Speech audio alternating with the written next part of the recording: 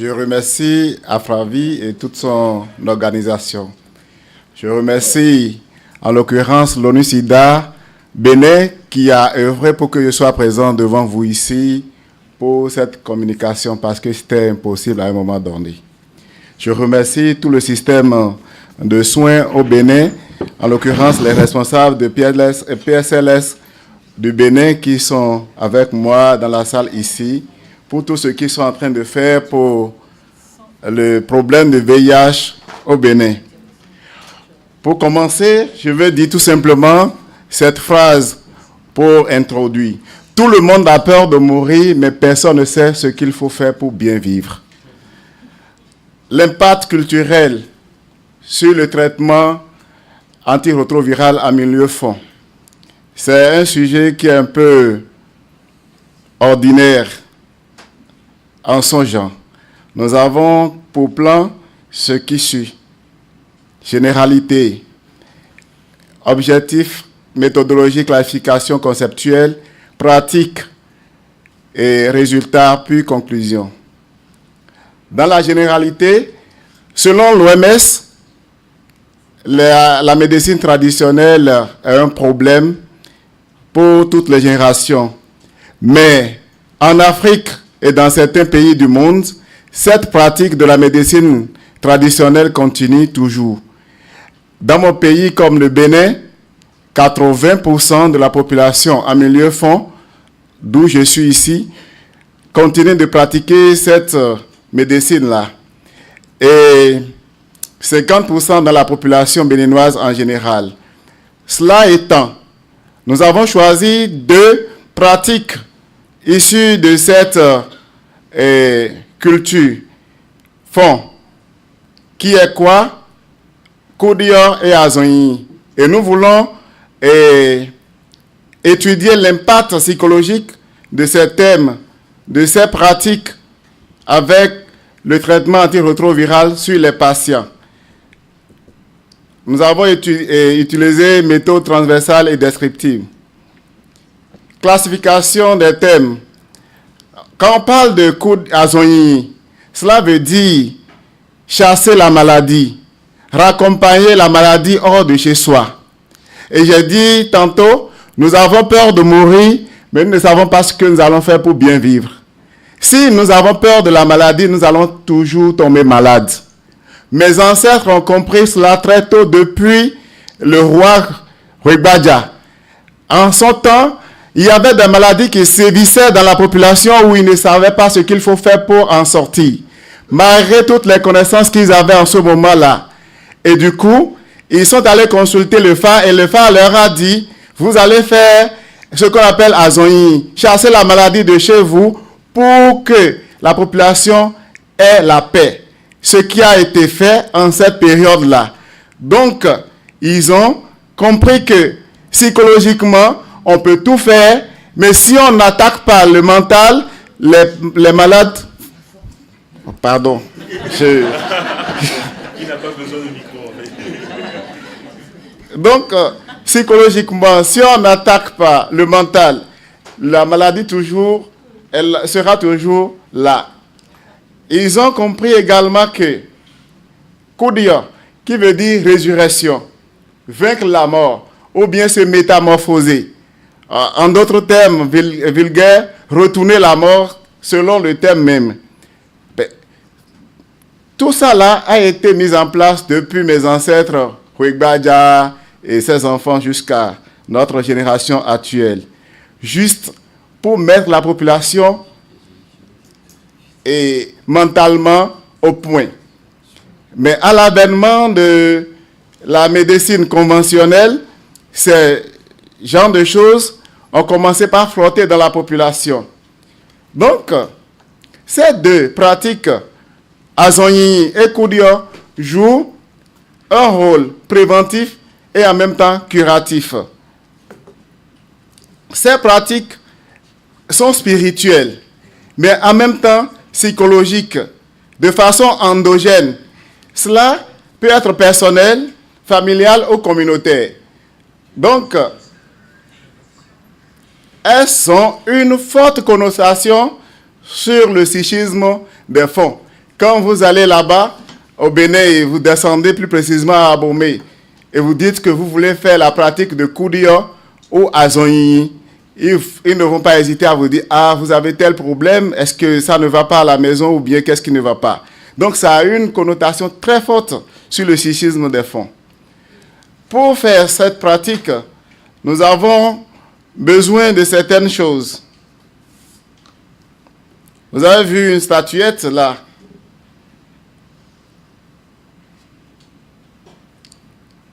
Pour faire la pratique de Koudio, voilà tous les ingrédients dont on a besoin.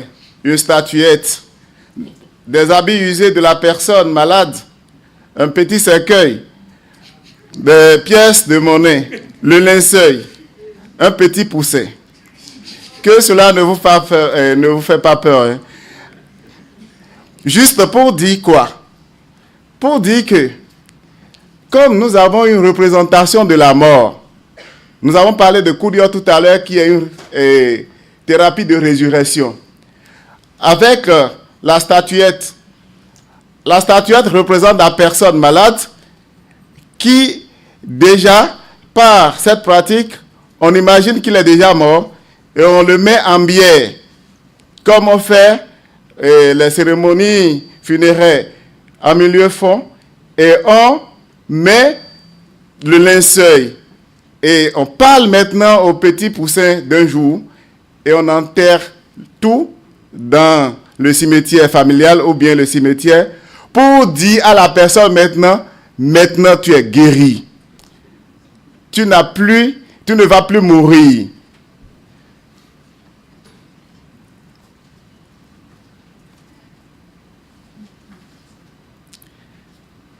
Donc ce n'est pas pour vous faire peur que j'ai illustré ces choses, c'est pour montrer jusqu'à quel point la mort nous fait peur. Et dans toutes les cultures, la mort continue de faire peur. Quand tu t'approches de quelqu'un qui ne te connaît pas, systématiquement, il a peur que tu lui fasses du mal. De la même manière, quand nous sommes attaqués par une maladie, surtout en matière virale, c'est toute une complication. Et quand on dit à une personne malade, tu as le VIH, la représentation que tout le monde a de VIH jusqu'à un certain moment, surtout en Afrique, c'est la mort. Et ma grande sœur Christine a dit tout à l'heure, quand on te dit que tu as le VIH, tu t'attends à la mort. Et les radios, les télévisions en parlent à longueur de journée. Celui qui a la maladie de VIH n'attend qu'à la mort. Et du coup, nous avons vu cette pratique et ça représente la réalité du milieu. Donc, je suis en train de parler de ça. Donc, en réalité, si on met la statuette et le linceul et tout ça là ensemble et on enterre, on dit à la personne, parce que c'est sur lui que tout est fait. Et en matière de Azonyi, je n'ai pas mis ici, mais je vais vous dire rapidement, il suffit de mettre les pâtes rouges dans les feuilles d'hysope et les pâtes blanches dans les feuilles de l'hysope, un poulet également, pièces d'argent, et tout ça là, et on frotte le corps de la personne malade maintenant, et on amène ça sur Carrefour qui est le lieu de rendez-vous des esprits. Et là, quand la personne malade finit de faire cette cérémonie, psychologiquement, il est en paix. Si nous mettons ces deux pratiques ensemble avec la trithérapie antirétrovirale, ça veut dire quoi? Les antirétrovirales sont venus pour renforcer cette connaissance endogène. Nous allons voir dans notre résultat maintenant. Après sondage des résultats, nous avons enquêté 150 personnes. 90% confirment le caractère secret du milieu où se fait cette pratique. Et ils ont dit que c'est un milieu strictement secret et qui est réservé seulement aux initiés et des malades, dont leur confidentialité est respectée. Parmi ceux-là, 30 patients sont dépistés séropositifs et qui sont en train de suivre ces cérémonies dans ces couvents-là. Et ils ont un taux de CD4 très bas, de 10 à 50 cellules par microlitre. Nous sommes approchés des gardiens de ces couvents et nous avons commencé une mesure de sensibilisation à leur endroit et la prise en charge de ces patients-là. Ce qui nous a permis à la fin une nette amélioration de taux de CD4 chez ces patients allant de 10 à 50. Ils se sont retrouvés à plus de 500 cellules par microlitre de CD4 et leur charge virale était indétectable au résultat du 6e mois. Pour conclure, nous nous sommes dit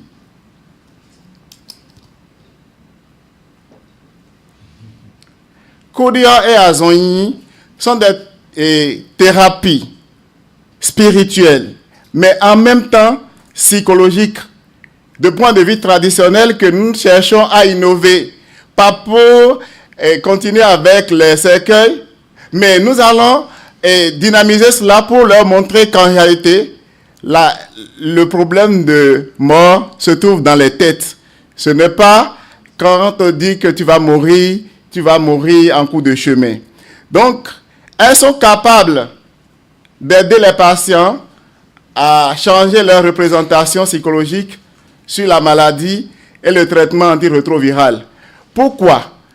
Parce que tout à l'heure, mon professeur a dit ici que les praticiens ont le juste mot. Ils demandent aux patients, venez chez nous, vous serez guéris.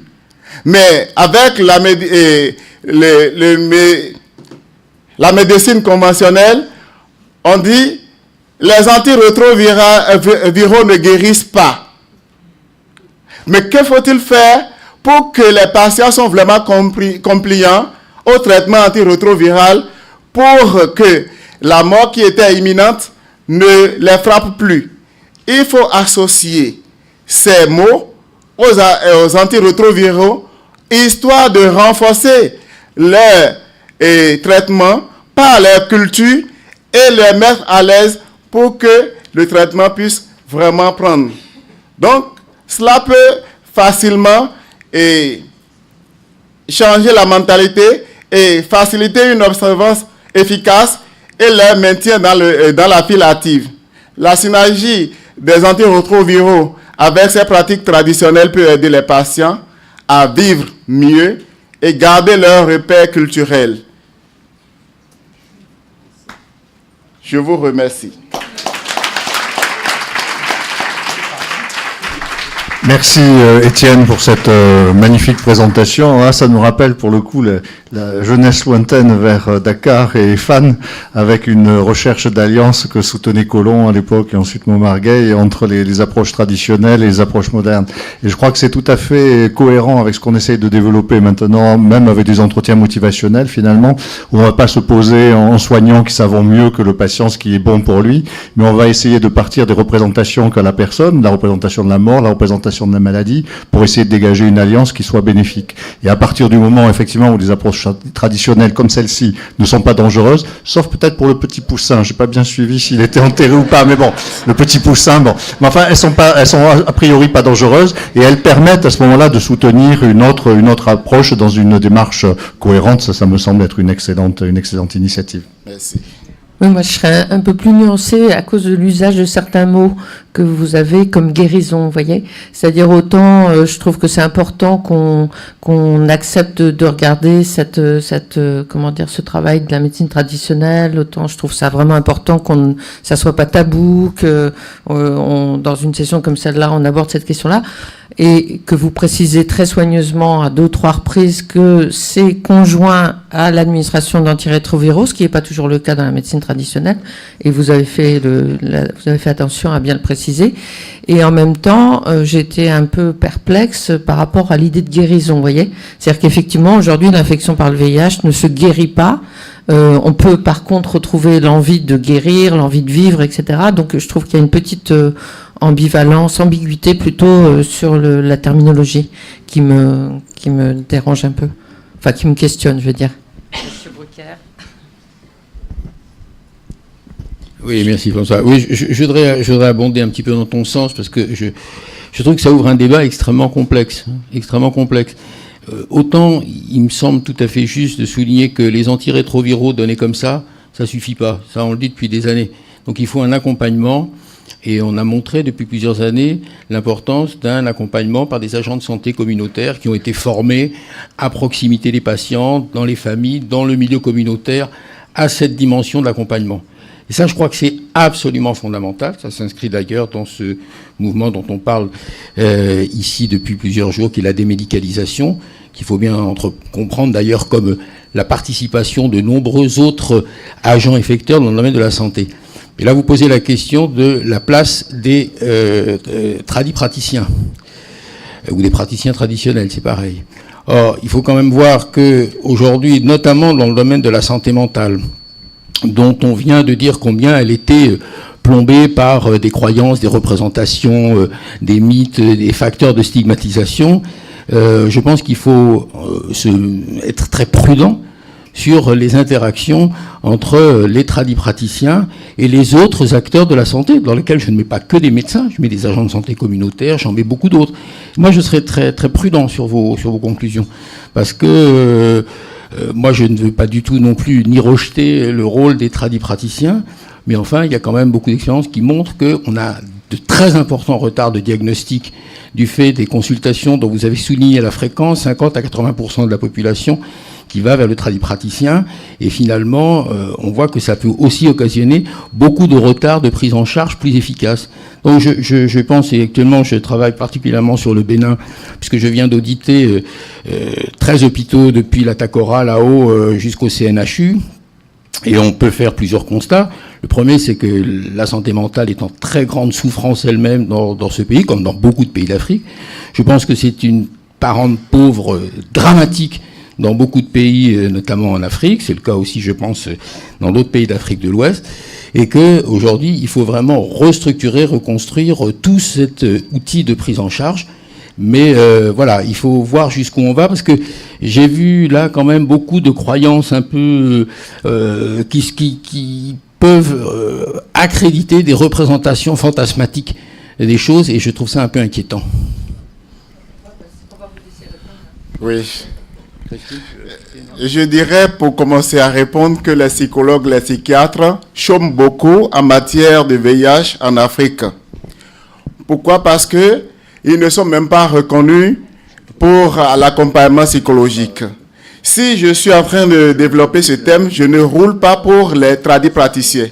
Je roule plutôt pour les psychologues et les psychiatres. Parce que ce travail serait fait par les psychologues et les éducateurs thérapeutiques. Du coup, ils ne sont même pas présents sur tout le plan national au Bénin. On ne peut pas voir 20 psychologues sur les sites de prise en charge, ce qui n'est pas normal. Donc, si les institutions internationales qui sont chargées d'aider à recruter ces gens-là, ces psychologues ou bien des psychiatres, pour l'accompagnement psychologique de ces patients sont présents ici, c'est bien qu'ils entendent bien, parce que ce n'est pas normal pour un pays comme le mien, qui a plus de 10 000 et 10 millions d'habitants, souffre comme ça en matière de prise en charge des patients à VIH+. Alors que la matière est là, les psychologues sont formés, ils sont dans le pays. Mais quand on parle de recrutement pour accompagnement psychologique de ces patients, on ne recrute pas plus de 10 psychologues. Donc, je disais tout à l'heure, guérison, pas pour dire que les patients à VIH+ seront guéris. Je dis que ces tradipraticiens, pour se faire de l'argent, ils disent aux patients de venir là-bas pour se faire guérir. Donc, ça revient à nous maintenant de montrer à ces patients que, quand bien même que vous êtes en train de faire cette pratique, parce que vous allez voir, si j'avais pu développer bien, vous verrez que dans mon développement, je dis, les patients oublient même le traitement antirétroviral au détriment de ces pratiques-là, ce qui les emporte fatalement. Mais il faut qu'ils reviennent maintenant dans la prise en charge avec l'accompagnement psychologique, ça va les aider. On va leur montrer clairement que les pratiques de Koudia et Azonyi sont vraiment culturelles et c'est normal de connaître tout ça là et de pratiquer si on ne veut pas s'en débarrasser. Mais il faut continuer toujours avec le traitement antirétroviral pour améliorer sa vie. Parce que le traitement antirétroviral représente valablement les deux concepts que j'ai expliqués tout à l'heure. Si je prends par exemple les ARV, en soi on a Koudia qui est la résurrection. En soi j'ai Azonyi qui est chasser le mal de chez soi. Parce que c'est quoi? Quand je prends bien mon traitement antirétroviral, ma condition de vie va s'améliorer et je ne vais plus mourir comme je croyais à l'entrée. C'est ce que j'ai expliqué. Oui. Bon, encore une question et on passe à autre chose. Oui, alors je trouve que cette communication est très importante parce qu'elle souligne quelque chose que nous avons vraiment sur le terrain. Une chose est certaine, c'est que les croyances, elles sont là, elles existent. Autre élément, elles sont utiles. Hein, au plan psychologique, elles apportent au sujet. D'accord.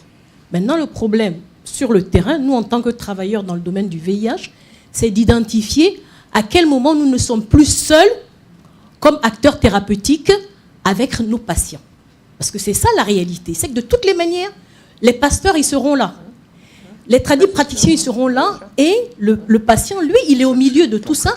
Il met en place ses stratégies pour savoir qui va le guérir. Donc la question, c'est de savoir comment est-ce qu'on peut identifier ça donc, et savoir à quel moment nous allons devoir mettre en place cette alliance-là, où on va pouvoir essayer d'utiliser cet élément en lui disant « c'est bon, c'est utile, tu peux l'utiliser », et en même temps, en quoi c'est important pour toi, et en quoi ce que nous sommes en train de faire aussi est important pour toi. Comment faire, réussir à faire ce passage-là, et être très très attentif à ça. L'autre élément quand même que je voudrais souligner, hein, c'est qu'il y a quand même des gens, c'est pas parce que quelqu'un est sur ce terrain que quelqu'un croit forcément. Parce que ça, j'ai eu aussi donc ce problème-là. Vous avez donc des adolescents qui sont dans Abidjan, je suis à Abidjan, qui passent totalement au-delà de toutes ces histoires donc traditionnelles et tout ça. Donc par conséquent, si on s'adresse directement à eux par rapport à des histoires de praticiens, ça ne marche pas. Par contre, leurs parents, eux, y croient. Et donc, bien souvent, en passant, donc, les parents, par contre, vont les stresser, ne vont pas avoir les attitudes qu'il faut. En travaillant donc avec le parent qui, lui, y croit, qui s'en va faire les sacrifices pour son enfant, on arrive à une amélioration au plan psychologique donc, de l'enfant. C'est pour dire donc qu'il faut à la fois voir les choses qui existent et les choses aussi qui n'existent pas, pour lesquelles on pense peut-être qu'elles existent. Voilà. Merci beaucoup. Merci beaucoup. Nous allons donc passer à la communication suivante. Celle d'Amadou Ibrahima Sango, qui vient du Mali, à Bamako, et qui va revenir sur la question de l'autostigmatisation qui a été évoquée tout à l'heure, donc avec une communication sur comprendre l'autostigmatisation